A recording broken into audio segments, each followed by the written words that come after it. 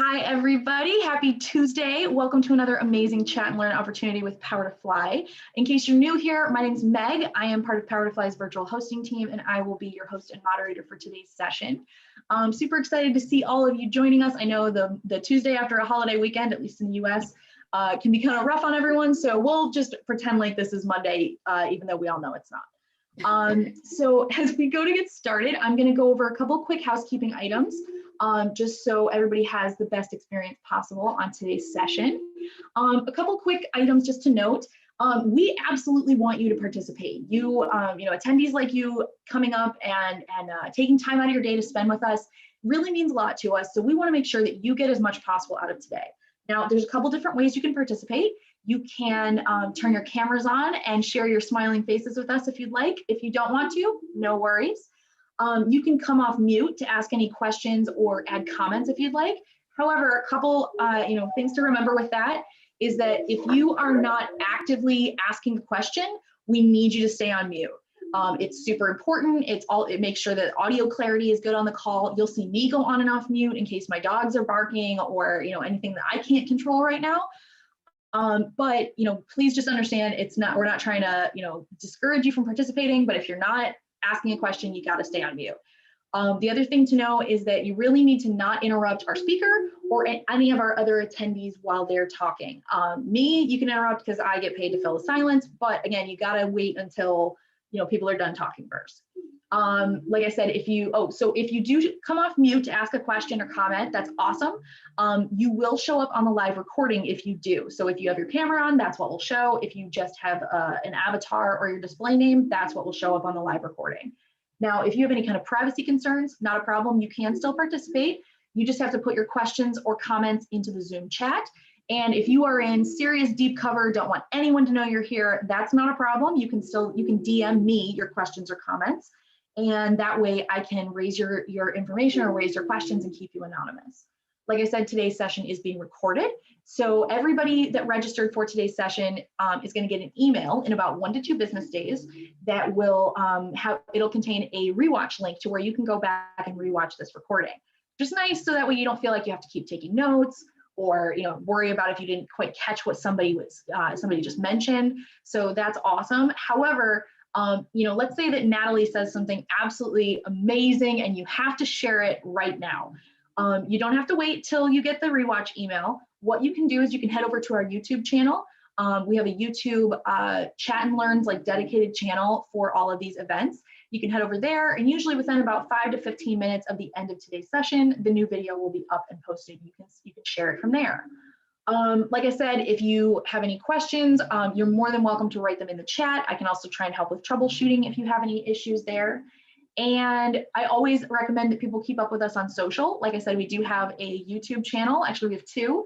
But you can always keep up with us on our other social media channels as well. We are at Power to Fly on LinkedIn, Twitter, Facebook, Instagram, as well as both our YouTube accounts. So definitely take a look there. You can get some really, links to great blog pages that we've done, information about events that are coming up. It's really awesome to, really awesome resources to take advantage of. I see we've got a ton of people joining us from all over, so welcome everyone. I'm really excited to get going. So as we jump in here, I would love to introduce you to our speaker today. Natalie Angelillo is the Vice President of Community and Communications at OfferUp, overseeing the company's internal and external communications and community strategy and partnerships. Having built, led, and advised community-driven startups for nearly 20 years, she's known as a vision-driven leader with experience across a wide breadth of technologies and industries. She earned her Bachelor's of Arts from the University of California, Berkeley, and a Master of Arts from the University of Washington. Angelillo is an advisor to Seattle startups, Stylize, and Nonlinear Materials. Natalie also has 2 children and 2 dogs. So welcome, Natalie. Taking myself off mute here. Thank you for having me. We are super excited to have you join us. Obviously, your background tells us a lot about why you're such a great person to speak on today's subject. Is there anything you'd like to add before we keep going? I mean, you covered it, and I'm sure I will, share lots as we go along in the questions. I think the one thing I would add is just that as I mentioned and asked for people to add sort of what their role is, community building and belonging and the themes of today can happen anywhere in an organization. And so, it's great to see so many people caring about these things from different places in the company.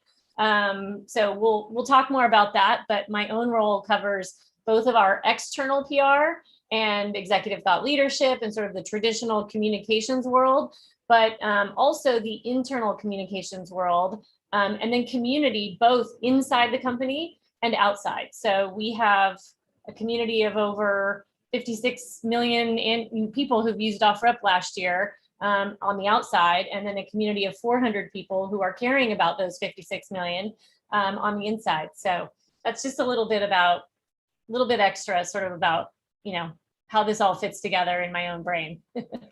Thank you so much for sharing that, Natalie. That's great. Okay, so before we jump into the questions for today, I just want to share with you, obviously Natalie is here today as part of the OfferUp team, and they are hiring. So I'm sharing a link in the chat right now that will, if you click on this link that I'm sharing, it's going to take you to OfferUp's company page on powertofly.com. Now it's going to look like what you're seeing in front of you. It looks like currently they have, 22 jobs posted with us. And there's a couple of great things you can see on this page. One thing is you can click company info to learn a little bit more about OfferUp, how the company works, that kind of thing. You can check out the events tab. That's going to show you events that they have participated with us in the past, but it'll also show you events like today that are upcoming. So that way you can, sign up for, sign up to get your seat or, whatever you'd like to do. Even if you're just going to sign up and watch the recording after the fact, that's a great way to make sure that you check out everything the OfferUp team is doing, as well as obviously the open jobs tab. Now, one thing I want to highlight for you is if you click on open jobs, you check out their current roles, and nothing really seems like a fit for you, or maybe you're not actively searching, you're just kind of taking a look around to see what might be out there. One thing I'm going to highlight for you, if this is speaking to you, is that at the top left-hand corner of this page, you're going to see a big pink button that says follow. I highly recommend you click that button for a couple different reasons, especially if you're interested in working with OfferUp but don't really see anything right now that would apply to you. It's going to put you on OfferUp's follow network, and basically it acts like your friend at the company. It's going to tell OfferUp, hey, there's this great person, they're really interested in working with you, even before you fill out an application. So it's a really great way to stay on their radar. But it also tells you when they post new roles. So you don't have to keep coming back and checking job boards and reminding yourself to oh yeah, check it again tomorrow, check it again the day after that. It really does a great job of letting you know when they post new roles, so you can, kind of free up some of that time. It's an amazing tool. I really want people to take advantage of it. So definitely check that out. And then one thing we're going to touch on before we jump into the questions, this is the last thing we'll go over. These are the principal themes that we're going to try and cover in today's conversation. Now, we obviously came up with these based on a couple conversations with Natalie, as well as based on the questions that y'all submitted ahead of today's session. So when you registered, everybody had a chance to ask the question, and that's how we came up with these topics. Now, if you are, like I said, we're going to try and get to all of these. We almost never get to every question that was asked, but out of the questions that were submitted, we kind of condensed them down and arranged them into a conversational format. But you are the drivers of today's conversation. You took time out of your day to be here with us live, to learn from Natalie, and we want to make sure that you get prime treatment. So if you have a question, whether you already submitted it or not, please feel free to put it in the Zoom chat. If it's going to be something that we're going to cover later on, I will let you know, and we'll hold that question till that section kind of comes up. But I want to make sure that you feel like you guys can drive the conversation. So make sure that you ask those questions that you want to get answers to. Even if you're not sure if we're just going to ask a question that you already submitted, please feel free to let us know. Yeah, and so we'll just we'll kind of go that way. And one more time, sorry to harp on this, just make sure we're not interrupting anybody. It can be really hard to tell. There's video lags, there's audio lags, all kinds of stuff, but just do your best. All right, so during today's conversation, we're going to try and cover some practical advice for companies and HR teams to help foster that sense of belonging internally within their organizations. We're going to talk about some practical and simple tips to help execute these programs, as well as going over a framework that will help you create alignment and belonging for all your employees. So kind of helping you, start you on this path and also set you up with some of those tools for success there. All right, so Natalie, to jump into the questions for today, I want to start with this one that we got sent a lot of variations on this question to start with. So this person wanted to know, how were your community and belonging strategies or policies impacted by remote work? Because I feel like there's a lot of people that maybe were new to the idea of having like belonging strategies, and then COVID happened and now everything seems a bit more complicated. So how would you address this question? Yeah, so I think as you alluded to, the first answer, which isn't very helpful, is that everything was impacted. Our strategy, we had to change dramatically, both our internal strategy as well as our external strategy, right? So we externally had plans to go out into the community to interact with our users. We do, large scale in-person, in real world, in real life events. And that was obviously no longer possible. On the inside of the company, everything changed in terms of even down to how we were structured and the work that we did as a team. So, I know that, and I can kind of talk a little bit more about that if you want me to dive into some of that. So, because I think that's kind of interesting. So we have a team of people who work for me that are traditionally our events team, and they were, as you would imagine, focused mainly on, facilitating the trade shows that we're involved with, planning the company Christmas party, the summer barbecue, the ancillary events that happen throughout the year. And they really, all of a sudden, none of that work existed. And so we did a number of things. We quickly shifted to sort of making sure, and this is the theme, I think, and a mantra that stuck with us throughout the entire year, which is really about making sure that we are sort of reaching out and pulling people in sort of toward us, right, as a company. So, tripling our communications that we would do. We went from a once a month all hands to a bi-weekly all hands. We went from, maybe doing, a couple of big in real life events a year and maybe a happy hour here or there, to, doing multiple events, smaller in scale, but happening, at different times of the day, at different times of the week. Not always over lunch. Obviously we were all of a sudden taking into account different time zones. Not that didn't exist before, it did, but we all of a sudden, like many of you probably, we hired a number of people that were in new remote locations. So not just had gone remote, but they were in new remote locations.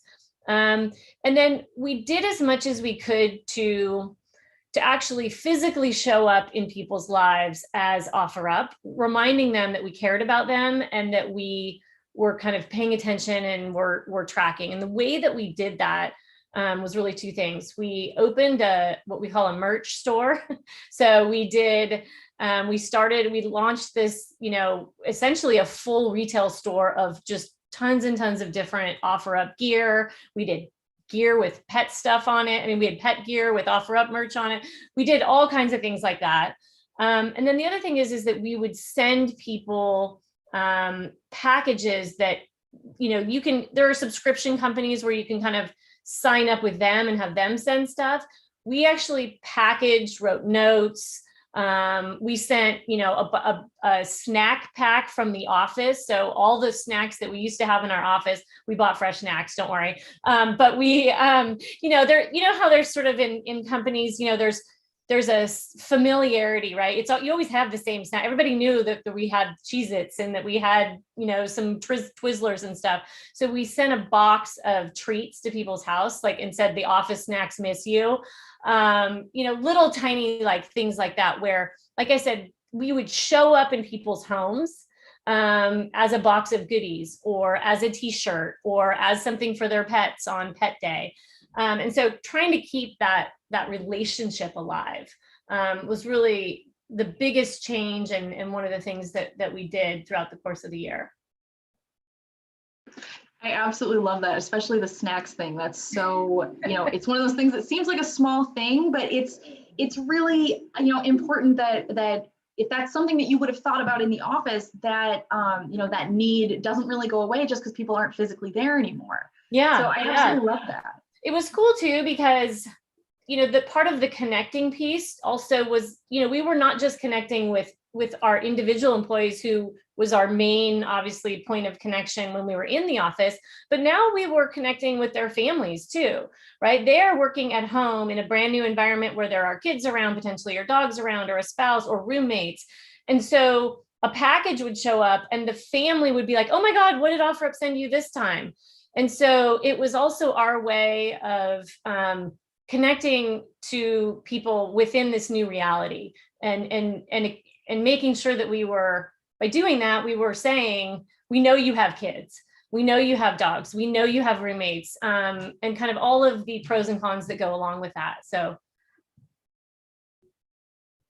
I just absolutely love it. I think that's wonderful. And you're right. It's one of those things that you really do have to consider, both what the current culture looks like for people that are used to being in office, as well as people that onboard during a pandemic and they don't know anything else about the company culture, because they have not been immersed in it, because they're new and this is how things are right now. yeah.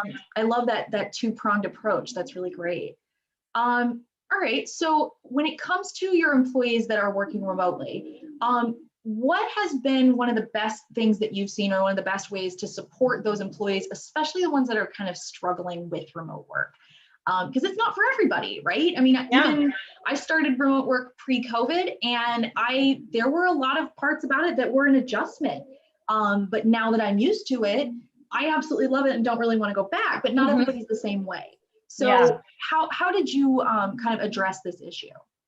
So there's a variety of things that we've done and do. We actually onboarded, I want to say, over 100 people last year in a fully remote environment. And that was to a company that pre-COVID, OfferUp was a very staunchly in real life culture. So there was a lot to that. We had to change a lot, because we were all of a sudden so used to just being very much, our leadership was had a very in real life mindset. We wanted people in the office. We liked rolling up our sleeves and working together. We liked getting on a whiteboard. We liked walking in the hallways and, seeing people. I mean, our, general counsel, goes into the garage and throws open the barbecue and, makes burgers and hot dogs for everybody, and so the leadership too had to think differently. So what we've done is we put a lot of emphasis on really re-looking at our onboarding process. We couldn't just take exactly the onboarding process that we had in an in real life environment and just translate it. We had to kind of really quickly upgrade that for this kind of remote environment. And then the other thing we've done is put a real emphasis on, making sure that there's a strong, obviously 30, 60, 90-day plan for those people, so that they knew exactly, what they were supposed to be doing, what success looks like for them. And then also making sure that as part of that 30, 60, 90-day plan, managers were giving people ideas on who to meet, right? So in your first 2 weeks, you should meet these 5 people. In your next, 30 days, you should meet these 30 people. Making sure that teams were paying attention to, did we make sure to invite the new person along, right? Because meetings are different, right? You're not sitting at a desk and somebody goes, oh, hey, I forgot to tell you, this would be a good meeting for you to sit in on, come with me. You're on Zoom, you don't know what's happening around you. So you have to sort of really be very, very conscious about, bringing people along as the existing team. And then the other thing that we do is we use a tool called Donut. I don't know if anybody's heard of it. You probably have. It's become more popular. Yeah, we use it too. Okay, so Donut is a fantastic tool. We spun this up very quickly right after we all went remote. It is a randomized introducer, essentially. So what it does is it lives inside of your Slack channel, and it randomly introduces you to different people within the company. So we strongly encourage new employees to use it. We're currently doing sort of a donut challenge where we've created essentially a bingo card of things about people that you may or may not know. And when you have your donut meeting with somebody that week, you can ask them all these, crazy questions as a way of just making it easier to get to know people. And then we incentivize that behavior by creating contests out of it. So, if once everybody who's completed their bingo card gets something, and then we, have a drawing for bigger prizes. It sounds a little hokey to some degree or whatnot, but I will tell you that it's been one of for those people who are doing it. And look, some people are more shy, or they're, sort of feel that that's a little bit intimidating. But for those people who are doing it, and we have over half our company participating, it's been incredibly valuable, just to get to know different people across the org. I've loved doing it because I've gotten to know people who I did work with in real life, and I've never even had a chance to really have, a nice conversation with. So Donut's been a great tool for us, and I would strongly encourage companies to check it out. I will tell you that, paying to just you'd think it would just work, but you could just reach out and schedule somebody. It's harder. It's actually hard to do that. So Donut is a good forcing function to make those meetings happen. The other thing I will say too is that our leadership has prioritized Donut. So during one of our most challenging engineering and product delivery years that we have ever had, our CTO was the #1 Donut user in the company. He did it every single week. He prioritized meeting people from across. Our CEO does it. All of our leadership does it.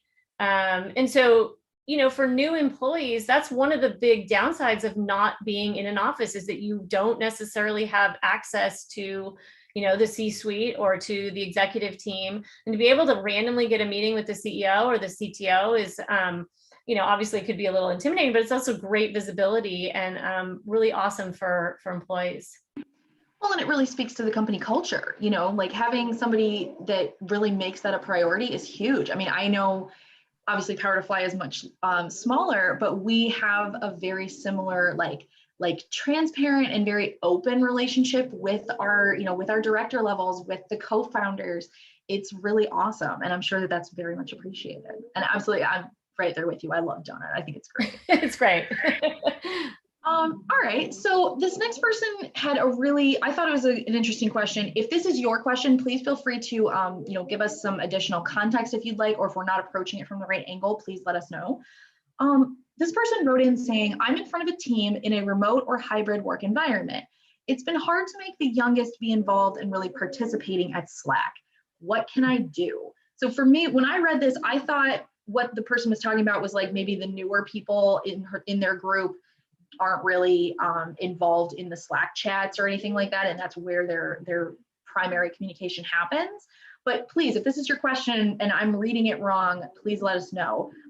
Natalie, is this how you read the question as well, or did you have a different take on it? I'm glad you picked this question, because I also had a similar question. Like, I'm not 100% sure exactly what the person means. If it's like truly like the younger employees, like, your 20-something set, or, to me, but I'm thinking they're pretty, maybe just tell them they can only communicate using like GIFs or something, and their GIFs, and they, they'll love doing that. But no, I will say that if you are. Catherine just chimed in the chat. She said, you're reading it right. He's 19.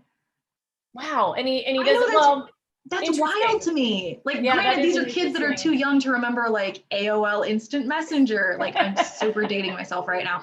But like we communicated with Slack, and that's what I like explaining it to my parents. That's what I compare it to. I was like, it's like instant message for for whatever. And to my mind, kids now, I mean, like even people my age, nobody wants to talk on the phone. We'd much rather text people. So don't you think it would be an extension of that? I'm curious. So sorry to interrupt. That's okay. No, I'm curious for Catherine. She looks like she just turned her camera on. If you want to elaborate. Hi, girl. How you doing? Hi.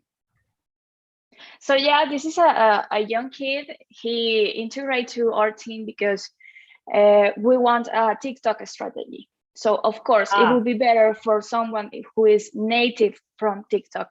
So that's the thing. But I feel him so distant. I mean, it's like, dude, you have to connect yourself. Like, you know what? Like do something. And I cannot be behind you to tell you that you need to read your messages because, So it is hard, it's like this WhatsApp member that just read everything but doesn't answer, doesn't say nothing. So it's been very difficult. I have a 19-year-old daughter and a 22-year-old son, and every once in a while I'm like, it's your grandparents, please text them back. It is 3 words, just because I'll get the call from the grandparent that says, I wish Nick a happy birthday, and he didn't even say. I'm like, I don't know what it is. I'm not sure I have a great answer for you, other than, I do think that always connect the why, right, for people. So, he may feel like, hey, I'm reading it, this is the norms for me and my engagement with my friends or my communities, but you may just have to give him sort of the professional why. So in order to, continue to move up in your career, and you need to be part of the team, which means we need to hear your voice, which in this particular case is through Slack. We want to hear your voice. Like you saw, it sounds like you have him on your team very intentionally, right? Because you want that his voice to come through. Now, an interesting question for him would be, maybe, is there some other way that would work? Why isn't he communicating that way? And what other platform would he, like to see the business team be using, only to see where his head is? But I do think that connecting him to the why of sort of his professional growth, and just letting him know, this is where we communicate and you do have to stay on top of it, maybe important. It's amazing you have to say those things, but having a 22-year-old and a 19-year-old, I feel like being overly prescriptive is not a bad thing. No, I agree. I mean, I think it's sort of obvious, but well, if you ask him, it might even just be a case of, because he's so young and doesn't have that work experience. Exactly. It might just be something where, I remember being in an internship role when I was still in college, and it's not that I didn't want to talk to people, but I kind of felt like the more I was asking for help, or the more I was reaching out to other people, it would seem like I didn't know what I was doing. Mm-hmm. So that could be another possibility, is if he's kind of coming from high school, which depending on your high school could be very micromanaged at times. Mm-hmm. Maybe that's something that, he's trying to show that he's an adult by not, not over communicating or not whatever. But yeah, I think Natalie's absolutely right. Asking these questions, even just laying out again the communication expectations can mm-hmm. be really helpful. Hey, if I'm giving you something on Slack, you have to respond within 24 hours, or have to respond before the end of the business day to that message or something. Yeah. Yeah. Thank you, Catherine. Yeah, and I will say too, I think kind of to your last point, or to your last question, we do tell people as part of onboarding, I'll say things like, this is the one meeting you actually need to make sure you come to. So we have all company meetings, right? And so we want people to come to those meetings.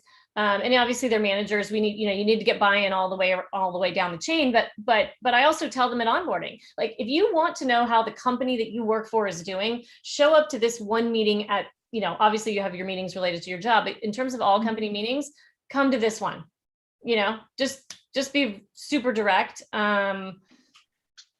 It's been like that actually, about, I don't know how it is, but he has such a great ideas. Every time he goes to this meeting, because sometimes he loses and he didn't notice, hey, I'm not able to come. It's like, dude, you have to say if you're able to come so we can, manage, change it, because you are important. You're important to us, and or your ideas as them very well welcome. I mean, if he says, let's go for this way, we actually do it this way. Yeah. Well, and I think I don't know how to, because when I was that age, I was also in internship and stuff, but I was at the office. I was in an office. Yeah. Yeah. So I think Meg may have hit it. He may just be it in office. You actually see, you can do behavior pattern matching much quicker than you can obviously over Zoom. And so you're walking around and you're seeing people, you're like, oh, that guy's an intern too, and he's contributing, I'll contribute. it may just be that, again, he's so inexperienced and so young that he just doesn't get it. And so I would just keep telling him and keep telling him. There will be a point though where you've told him enough, and he just, he may have to learn the hard way that, that's another quick way to do it. But, if you have performance reviews or anything like that, I would strongly, encourage you to use that, use the stick and the sort of welcoming approach. Yeah, because Carrot. that actually is a Carrot, part that's of it. Stick and our the carrot. I contract. knew there was something. Yeah, this is part of everyone's contract, because since we have people in different countries, it's like very important for you to be connected, because that's our office. So if you're not connected, it's like you're not going into the office. Yeah. So it's even a part of the contract. Yeah. But I'm fine, since I'm the director, I try to find, some ways to him for being connected to the crew, so he can be, like feeling more like I'm part of this thing. But I will try Donut to see how this is going. You know what, Catherine, I'm going to also tell you, so I brought a couple of resources that I think are helpful for people in a variety of cases. So one of them, this is actually a friend of mine wrote this book. It's called Reimagining Collaboration. And it's Slack, Microsoft Teams, Zoom, and the post-COVID world of work. So it's exactly covering this issue of collaboration in this kind of hybrid environment. Now, a lot of what this collaboration talks about is trying to convince people who are older, like, to quit using email and start using things like Slack, because as a collaboration hub, it's faster, it's better, et cetera. But there's a lot in here that would be maybe helpful for you as you're coaching him through this. So, and I can later give to Meg or share out in some format that's helpful for people the specifics, but you can get it on Amazon. Also, Phil, who wrote this book, I have a little excerpt in here, and he and I did a podcast together, and he has his own podcast, which is all about collaboration and all about remote work. So for all of us who are kind of living through this, he's a great resource. Awesome. Thank you, girl. Yeah, you're welcome. Thanks for that question, Catherine. And actually, Natalie, if you've, I grabbed the link for that book from Amazon.com, but any of these links that you want to share, if you'll send them to the email thread we have growing, then we can make sure that they're on the rewatch email. Okay, perfect. I will. I have another one on building brand communities as well that is really, really great. Awesome. All right, so let's keep moving. This person had wanted to know, as companies reopen their offices and some people return to work as hybrid, remote, or in-person models, how can we ensure that remote-only employees don't feel left out or left behind? So this is a question we are currently, as I'm sure everyone is, obviously grappling with this at the moment. So I can tell you kind of how we're thinking about things. And again, we were a staunchly in real life kind of company with a single headquarters. We had just prior to COVID, maybe 6 months prior, opened our first sort of satellite office in Miami. And then, but really had we had no remote workers essentially. Now, all of a sudden, everybody went remote. We added 5 states in the US where you could be hired and work remotely, as well as we have launched or opened an office in Mexico City. We have employees in Mexico City and Guadalajara. And so, now all of a sudden we're sort of going back to the office. Like, so there are lots of sort of policy kind of considerations, right? Like, so we have now people in different states. Do they have to move? Do they have to come into an office? So the answer to that for us is no. We are going to continue to allow people to work wherever is best for them, depending on the team they're on. So we do have some teams, like it's hard for you to be on our facilities team if you work in, Texas, and yet our headquarters is in Bellevue, Washington. So, if your job is one that can be done remote, you will know that when you're hired or as you've, now that you're working there. And so the way we're sort of thinking about this is we have a campus mindset, at least this is for my team as we plan events and things like that. So it's sort of what is happening on the Bellevue campus. because that's where we have our headquarters and a large grouping of our employees. What is happening on the Miami campus? So that is another large grouping of employees. We do not have an office there, but we have, they used to work out of a WeWork. They may work out of multiple WeWorks in the Miami area again, but we sort of have a Miami mindset because we have a concentration of employees there. And then what we're referring to in on my team's world is kind of our virtual campus employees. And that is basically anybody, whether they live in Bellevue or Miami or anywhere else in the world, and whether, and they, if they don't go into a physical office on a regular basis, they are considered part of the virtual campus. And so what we do is any event that we plan, we are considering sort of, okay, so how does this event work for the Bellevue campus employees? How does it work for the virtual campus employees? How does it work for the Miami campus employees? And so by doing that, we don't just plan something and we say, most people can get there because they're, in Bellevue. And then you've just completely forgotten about all those other people that you couldn't get to. And so we're not necessarily planning exactly the same thing. If you're in Bellevue, you might have a slightly different, experience than if you are in Miami or in the virtual campus, but you will have something and you will have a group of people who you are used to gathering with, whether that is virtually or in real life.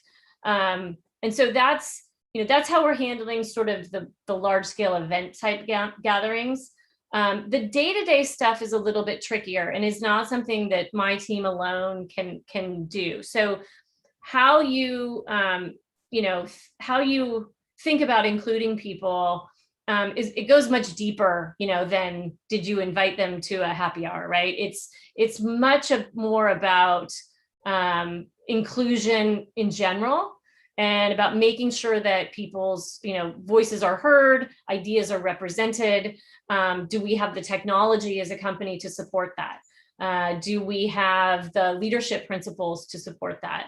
Do we have, what are our sort of values that drive how we treat people? And so, having a strong framework of core values, operating principles, and leaders who are walking the talk and walking the walk is really the most important thing for making sure that people feel included as we kind of go into this next phase of crazy work. But I do think, and then on the tactical level, like I said, making sure that as you are planning things for those with those kinds of campus, either however you do it, whether you group them differently or that way, it doesn't matter as long as you're kind of making sure you're creating space for everybody.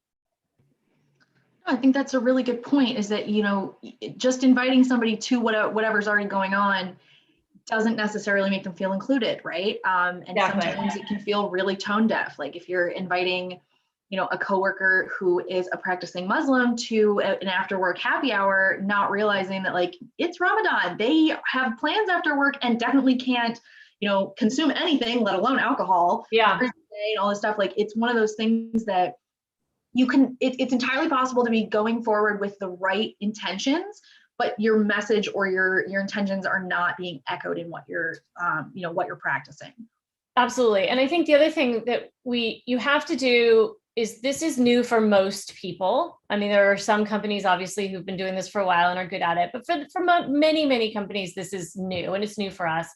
So like anything in business, like anything, you have to practice it. You have to practice learning those skills and building them. So we've divided this year, our 2020 year, into themes. So our first quarter was all about health and wellness because we were coming off of, a really rough time, and balance wasn't great last year. And, we were in the deep, dark kind of early phases of, pre-COVID vaccines for most people, and they were tired, and all of our health and wellness wasn't great. So we did a health and wellness initiative. We did lots of things during the first quarter that focused on mental health and physical health and balance and things like that.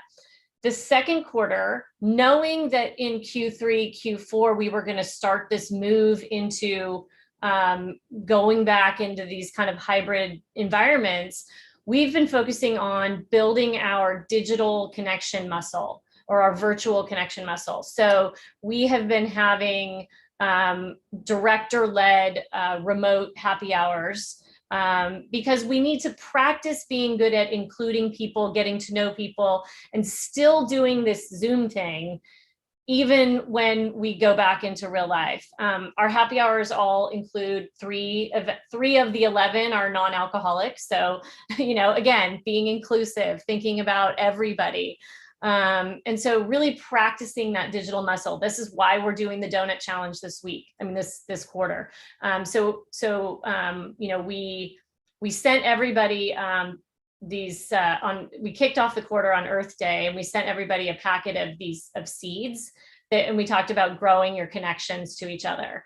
And then, so again, showing up in people's home, having something that was planted, every single person in the company like planted their little thing. And it's like, they're showing pictures of like how their sprouts are growing. And, it's a little competitive, like my sprouts are doing better. And somebody else is like, oh, I killed my sprouts, so cute. Fun things like that remind, it lives in their home. It reminds them we care about them.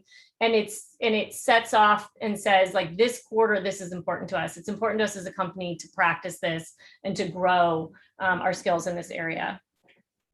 I love that. That's absolutely amazing. All right. So to come at this from maybe the opposite end, like, so you're doing all this hard work to create this culture, and how do you really connect with individuals when there's a disconnect between actions and words? This person says, for example, the individuals participate in the suggested activities, but their actions deliver the message that they don't want to build that organizational culture. And they might, even just by their presence, be actively harming the culture that you and others are working to build. So if you're trying to be inclusive and belonging and make sure everyone feels welcome, what do you do with people that just don't want to belong? They don't want to do these extra things. Well, so I'm going to parse that a little bit. So for people who don't want to participate in things and are maybe, much more introverted, or, those Zoom happy hours are painful for them. And we do have people like that. You know what? That is okay, right? Being inclusive means being inclusive to everyone. You need to make sure that you don't like give up at the first try. But if you are truly doing all that you can do to kind of bring those people forward, to bring them in, to create environments for them to contribute in ways that sort of match their work style or personality, then you've sort of done all you can. And if they still don't want to participate, assuming they're doing their job, which obviously that's a priority. I think Catherine's example, it's sort of like, she had somebody who's not even responding to messages in Slack, that gets closer to a performance issue, when you refuse. Do you have to be the liveliest person at our company and always on Zoom and always participating in these events? No. If you don't, sorry, my floor here is causing, never fails that the gardener next door shows up while you're on an event. No worries. But so there's making space for all types of people, introverts, extroverts, et cetera. And that's, I think that's good. And we should do that. People can, if they just want to share a picture in Slack of their, how their sprouts grow, that's them reaching in and connecting. Did they have to show up to the Zoom happy hour? No. That kind of thing. But if somebody is harming the culture by their presence, that's a very different sort of problem in my opinion. And I think, again, the way that we manage that is we have a set of operating principles. There are 10 of them. And, typically you can sort of map that behavior to one of those being out of sync, right? Somebody maybe, so one of our principles is disagree and commit.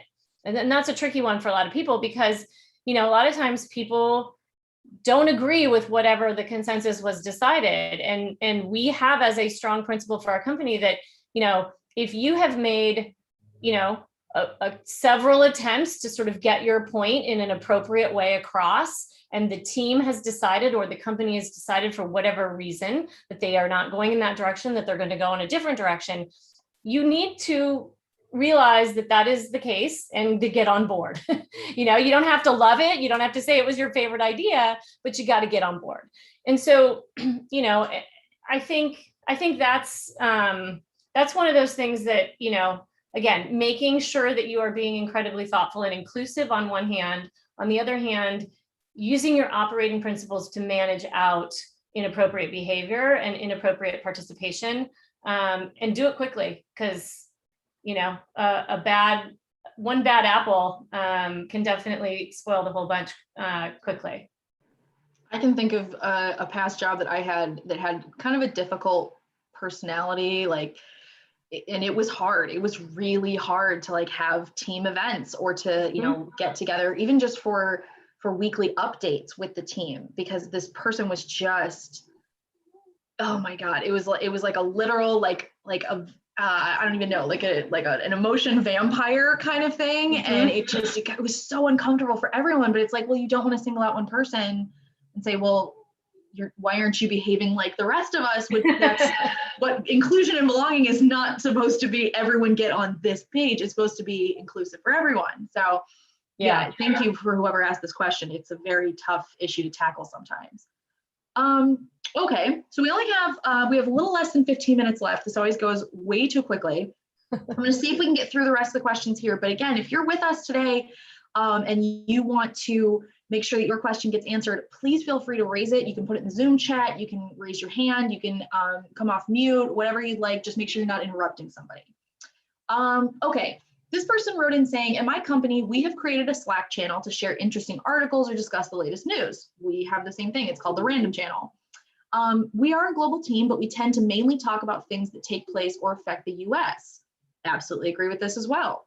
How can I help my colleagues feel encouraged to share information about their own cultures and countries if they're not US based? I find this to be a really interesting question, because I feel like this happens a lot even with Power to Fly, since we are founded in the US, but we have employees all over. Mm-hmm. What would you recommend to this person? Well, I think, again, I think, I think if a lot of times when you find, one culture dominating, the conversation or whatnot, if you're so inclined, I think the thing to do is to invite participation.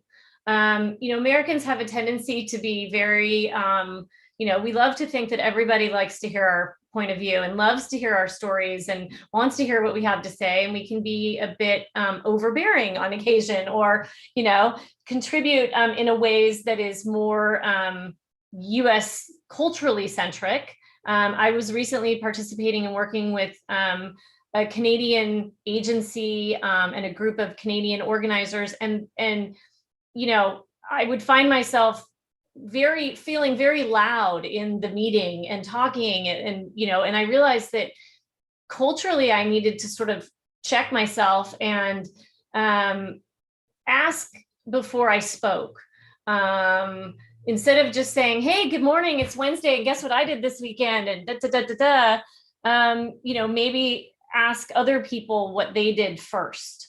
So if you find yourself wanting that additional participation, I would say reach in for it, because it may not be the sort of cultural go-to for that particular individual. Also try to make, you can look across your communications channels and the types of things that you're sharing, even just the company holidays, for example. So our company holidays are very, very US centric. We had an event on a holiday not so long ago. We had a all hands, and it just so happened that it was a holiday in Mexico, something that I wasn't even familiar with, but it was one of their national holidays. It wasn't a day off, but instead of using imagery from just our typical US source of images, I tried to source more images from cities and whatnot around Mexico and Guadalajara in order to just make that point, even subtly. And so I would say audit your communications channels, audit your content, audit your meetings, audit your jokes, audit your holidays. And if you feel that you don't have the information, invite them to contribute their ask people about their holidays, ask people about their traditions, and bring some of those into your working environment. And I think you'll see much more participation if you make that a bit more of a habit. No, I think that's a great idea. Power to Fly does things relatively the same. We don't, even if it's like an American-centric holiday, you know that all of your client companies are going to be celebrating it.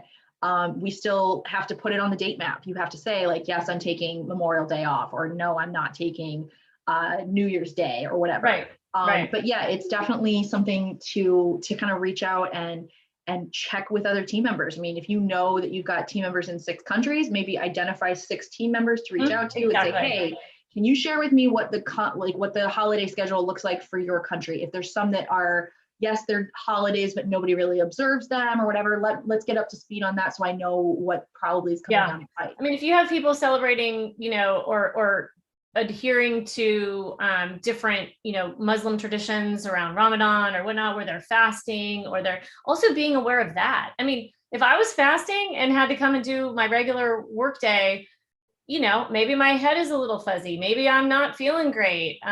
Check in with them, ask them how they're doing. Or maybe work is the thing that helps take their mind off the fact that you're potentially, yeah, it's absolutely something to ask about. I love that. Thank you. Okay, we've only got 8 minutes, so I'm going to try and get to like 2 more questions, I think. I have one thing there, Daniel, you just put something in the chat, and I just noticed that.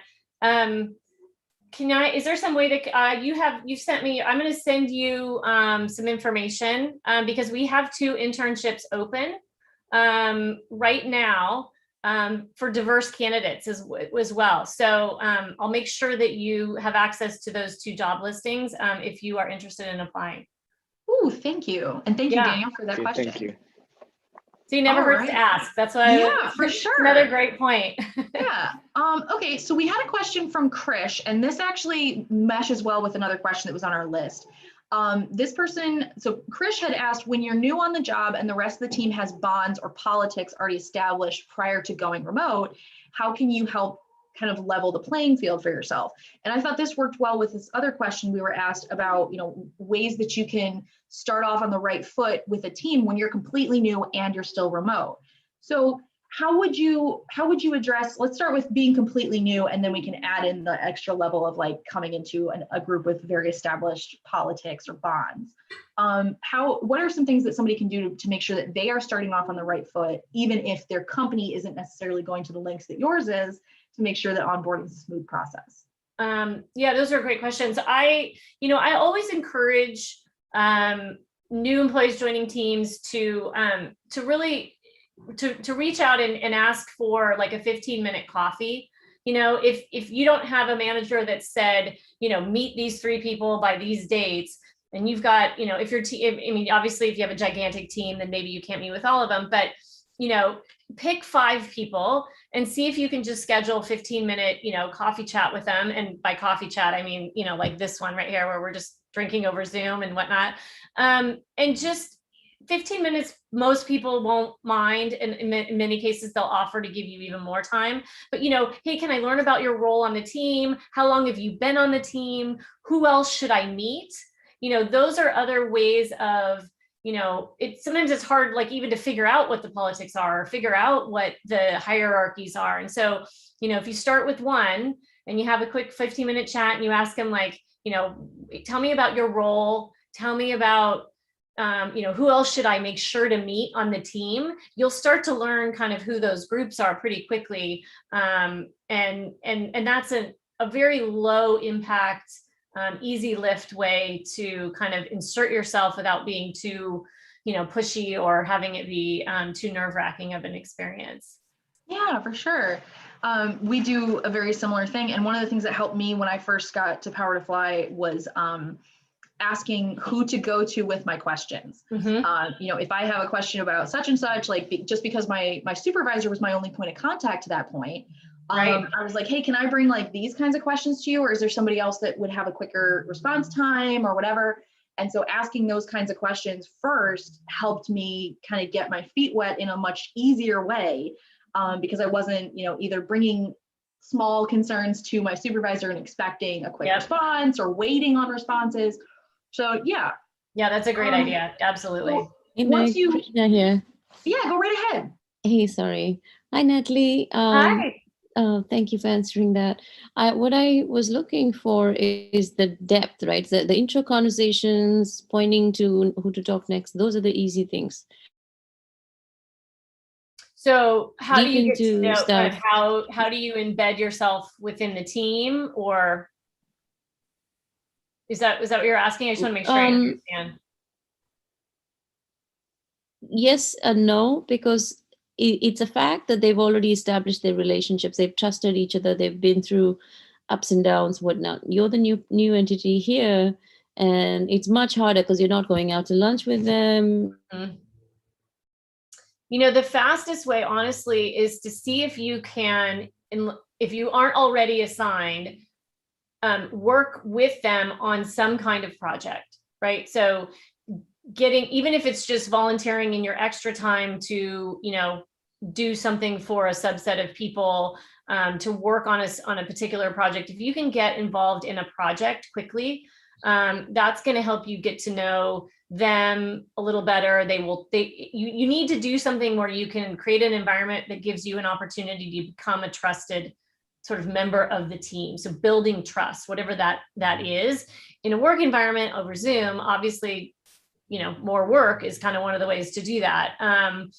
Obviously, if there's fun events or there's other things planned, participate in all of them. Never say no. I think when you're first starting out, so that you can kind of get to know, who those team members are and give them a chance to trust you and see what your work is. Is that helpful? I mean, I know it's not super deep, because it's harder to control other people's. You're not in charge of sort of their feelings about you, but you can offer yourself in a way that creates more opportunities for them to get to know you and trust you. Well, just as an example, and this may be a bad example, I was on the job 2 months before I was let go because of COVID. And in that 2 months, I was assigned to lead this very intense project in 3 weeks, which 3 to 4 months. Now I was able to lead the program to success, but there was a lot of backbiting. There was a lot of, but this is not yours, or it strongly had to do with the rest of the team knowing each other for more than 5 years and treating me as the outsider. And my boss was new as well, so there was not much he could do about it. Yeah, I mean, unfortunately, that's just a really crummy situation. It sounds like you were put into. And then I've actually sat in on a prior chat where somebody asked a question really similar to this, and the way the speaker had kind of addressed it, she talked about going in and asking a ton of questions of the people already there, like, hey, can you bring me up to speed on this? But she advised asking a couple different people to make sure you got a well-rounded idea, as well as asking what were some of the pain points that they were had run into. So kind of giving yourself a crash course in the history of this project, but also when you are asking people for what their solutions were or what they had tried or what they wanted to see succeed, it gives them this sense that you're actually listening to them as opposed to coming in and deciding before you've asked anything that you know how to do these things or that you can fix the problem. And it's not always anything that you're energy that you're bringing to the table, but it's that outsider mentality, right? People, even if they're not terribly close to each other, because it sounds like there was some backbiting and stuff going on there, they're still very bonded in a lot of ways. And it's very easy to develop an us versus them mentality where they see you as this outsider. So I always thought that was a really interesting way to approach it, because it never would have occurred to me otherwise to treat it kind of like getting in contact with a completely different friend group or a completely different cultural group. So that was a really interesting way that I heard it addressed previously. Yeah. So I would definitely say that is true across the board for starting a new role in any company, right? I don't care if you're being brought on as the, chief operating officer or something, to start by listening first and asking for the history of things before you sort of come in to fix anything is always certainly a good strategy and a good way to go. Not to say that. Thank you for that. I mean, as an experienced consultant, I always play the listen first approach. Yeah. But this was a different, like a crummy situation, like you said. Yeah, it does sound like it. I'm sorry you went through that. Hopefully never again. Yeah. All right, so we have come to the end of our time. If everybody has a hard stop, that's fine. Go ahead and jump. You can always rewatch the rest of this later. But I want to go over a couple of things. Obviously, we want to touch back on OfferUp and the fact that they're hiring. These, what you're seeing on your screen now is a couple questions that we had asked Natalie prior to today's session to get more of an idea about company culture at OfferUp. Let's talk about your top tips for someone who's interviewing, and then we'll touch briefly on a bunch of the open roles right now. Great. I thought this was a really great topic or a great tip. What has this, how did you come to think that like this is your top advice?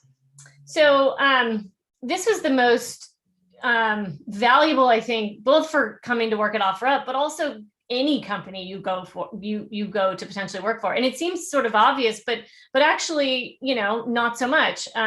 You'd be amazed at the number of people who, they come into the interview and they love the company and they love what you stand for and they love this. And you're like, great, what have you bought or sold lately? What did you think of the app? What was your experience meeting with someone? And they're like, oh, well, I didn't think about that. And so, for us and for most companies, right, you want people who are passionate about the product that you are making or the service that you are offering. And so if there is some way, even, if it's not a service you can sort of buy or use yourself, talking to other customers, finding out, what the reason you're coming to this company is to create this product. And so we want to make sure that you've actually used the product, thought about the experience that the customer is having, because that's going to make you a much better employee when you start at the company. Yeah. All right. So I love that advice. That's super great. Let's talk a little bit real quick about some of the open roles. If anybody's interested in these, I've thrown some links into the Zoom chat to where you can get more information on each of these. Is there any job on this list that that you can really speak to, that's of highest priority to be filled? Maybe even somebody that would work closely with you or your team? Yeah. So the first one is really one. I'll mention this one just because it's may not be something that comes to mind when you think of OfferUp, but we actually have a subscription product that we sell to auto dealers. And so this first role is actually a sales role. So you are on the phone talking to auto dealers, used car sales lots, et cetera, to sell them this subscription product. So we have a whole segment of our business. We have over 100 employees that are salespeople, believe it or not. And so I mention that just because, it's unique to what most people think of when they think of kind of the C2C, the consumer to consumer marketplace that is OfferUp. The other three roles are obviously in engineering and product, which is where we have many, many open roles and are always hiring. So, I would encourage you to check those out. I think you mentioned actually at the top of this talk, we have, I think, 21 open roles. So we have more than one in sales. So I think we have 6 or 7 open in sales, and we have many in product and engineering and whatnot. Yeah, great. Yeah, I think there's 22 posted right now. So hopefully if you are at all interested in OfferUp or any of the roles you see in front of you, please take a look at their company page on Power to Fly. It's a great way to see what else they might have going on that could be suitable for you. So we are at the end of time today, but I want to say a huge thank you to Natalie. It's never easy to start these events. There's a lot that goes on in the background before we have the actual hour of chatting. So thank you so much for taking time out of your day to spend with us and help answer some of these really great questions. And I want to have, again, obviously a really great or a huge thank you to our our amazing attendees. You guys ask great questions both before and during today's event. It makes these events so much more personable. And I love it. It's my favorite part of my job. So thank you to all of you. Natalie, anything before we jump for the day? Yeah, I just was going to say thank you so much for having me. It's been just a real treat, and to all of the great questions. I mean, it made it so easy because so many different things to talk about. Obviously, all topics near and dear to my heart. So thanks for listening and asking great questions, and connect with me on LinkedIn, or make sure to check out the Power to Fly Flip page, because like you said, we are always hiring. So really appreciate meeting everybody today, even if it was just in some Zoom squares. Yeah, thank you so much. All right, so that is going to wrap it up today for us. I just want to remind y'all, we have our June mini summit is happening next week, the 8th through the 11th. June obviously is Pride Month, and we are focusing on Pride at Work as our theme for the June mini summit. So we'll be talking all things about the Alphabet Mafia and ways that we can support and grow this amazing segment of the population and make the workplace more welcoming and more inclusive for everyone. So thank you so much for coming today, everyone. I hope I should have worn my offer up. We've offer up T-shirts made in the rainbow colors. So I should have worn that today. I wasn't thinking what day of the week it was or month it was. It's the first day of June. You got plenty of time to wear it. Yeah, that's great. All right. So I hope everybody has a wonderful Tuesday. Have a good rest of your day. And I hope to see you on many more chats coming up. Have a lovely day, and we'll see you soon. Bye. Thanks, Meg.